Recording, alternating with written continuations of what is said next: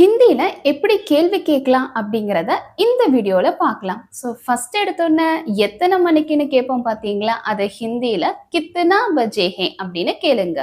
இதுக்கு 2-3 எக்ஸாம்பிள் பார்க்கலாம். மீட்டிங் எத்தனை மணிக்கு? மீட்டிங் கித்தனா பஜே. மேரேஜ் எத்தனை மணிக்கு? மேரேஜ் கித்தனா பஜே. இன்டர்வியூ எத்தனை மணிக்கு? இன்டர்வியூ கித்தனா பஜே. அடுத்தது எதுக்காக அப்படின்னு கேட்போம் பார்த்தீங்களா? இதை ஹிந்தியில கிஸ்லியே அப்படின்னு கேட்பாங்க. இப்போ ஃபார் எக்ஸாம்பிள், லீவ் எதுக்காக? லீவ் கிஸ்லியே. பணம் எதுக்காக? பைசா கிஸ்லியே. மீட்டிங் எதுக்காக? மீட்டிங் கிஸ்லியே. அடுத்தது எங்க அப்படின்னு கேட்போம் பார்த்தீங்களா? இதை ஹிந்தியில கிதர் ஹே அப்படின்னு கேளுங்க. இப்போ ஃபார் எக்ஸாம்பிள், பஸ் ஸ்டாண்ட் எங்க இருக்கு? பஸ் ஸ்டாண்ட் கிதர் ஹே. ஹோட்டல் எங்க இருக்கு? ஹோட்டல் கிதர் ஹே. பார்க்கிங் ஏரியா எங்க இருக்கு? பார்க்கிங் ஏரியா கிதர் ஹே.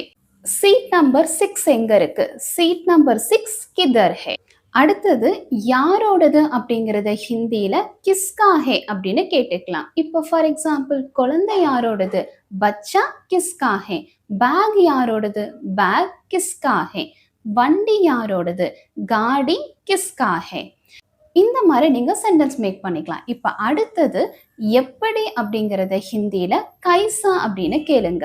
இப்ப இதை வச்சு 2-3 சென்டென்ஸ் பார்க்கலாம். ஹெல்த் எப்படி இருக்கு? ஹெல்த் கைசா ஹே. வேலை எப்படி இருக்கு? காம் கைசா ஹே. ட்ரெஸ் எப்படி இருக்கு?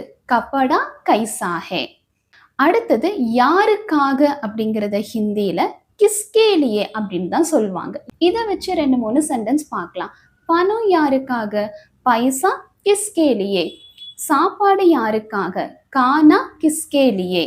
கிஃப்ட் யாருக்காக? கிஃப்ட் கிஸ்கே லியே.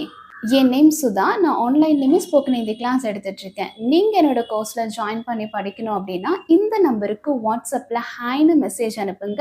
நான் உங்களுக்கு கோர்ஸ் பத்தின டீட்டெயில்ஸ் ஷேர் பண்றேன்.